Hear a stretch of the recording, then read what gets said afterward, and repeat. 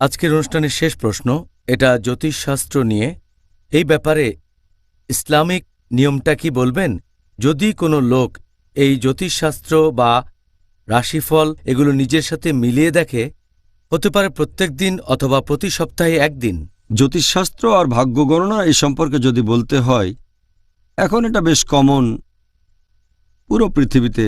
আপনি পেপারটা খুললে দেখতে পাবেন বিভিন্ন নক্ষত্রের অবস্থান, মকর রাশি বা তুলা রাশি, এরকম রাশিচক্র, আর অনেক মানুষই এগুলো বিশ্বাস করে। যদি কেউ এসব নক্ষত্রের অবস্থান, রাশিচক্র আর জ্যোতিষশাস্ত্রে বিশ্বাস করে, তাহলে সেটা হবে শিরক করা, তাকে বলা হবে মুশরিক। যদি কেউ মজা পাওয়ার জন্য পড়ে, অনেকে এরকম পত্রিকা উল্টাতে উল্টাতে রাশিচক্রের পাতাটা পড়ে ফেলল, তাহলে এটাও একটা পাপ। কারণ আমাদের নবী মুহাম্মদ সাল্লাল্লাহু আলাইহি ওয়াসাল্লাম বলেছেন, এটা আছে সহিহ বুখারীতে, খণ্ড নম্বর 2, হাদিস নম্বর 1038, মুহাম্মদ সাল্লাল্লাহু আলাইহি ওয়াসাল্লাম ফজরের নামাজ শেষে পেছন ফিরে বললেন যে আল্লাহ বলেছেন, কিছু লোক আছে যারা আমাকে বিশ্বাস করে আর কিছু লোক আছে আমাকে বিশ্বাস করে না। যারা বিশ্বাস করে বৃষ্টি হয়েছে, এটা আল্লাহ সুবহানাহু ওয়া তাআলার কারণে, তারা আমাকে বিশ্বাস করে, গ্রহ নক্ষত্রে বিশ্বাস করে না।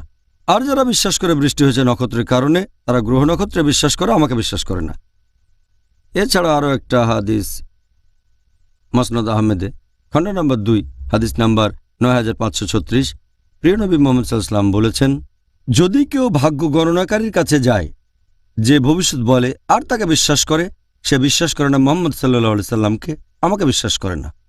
আরেকটা হাদিস আছে সহিহ মুসলিমে, খণ্ড নম্বর 4, হাদিস নম্বর 5540, প্রিয় নবী মুহাম্মদ সাল্লাল্লাহু আলাইহি সাল্লাম বলেছেন, যদি কেউ কোনো গণকের কাছে যায় আর যদি তাকে বিশ্বাস করে, তার দোয়া কবুল করা হবে না 40 রাত।